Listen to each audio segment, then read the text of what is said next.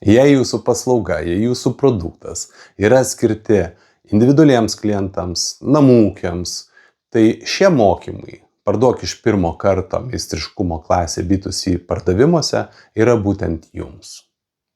Mes turime keletą gan didelių skirtumų palyginus su pardavimais verslas verslui.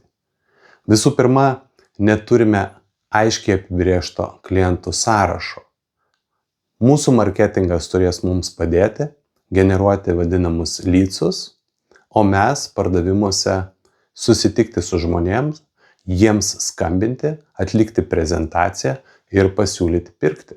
Taip pat aptarsime kitus klientų paieškos būdus, kaip pardavimai nuo durų iki durų arba jau esamų klientų rekomendacijos. Kalbėsim apie sprendimo priėmimo piramidę, kaip ją trumpinti ir kodėl mes galim parduoti iš pirmo karto ir reikia parduoti iš pirmo karto.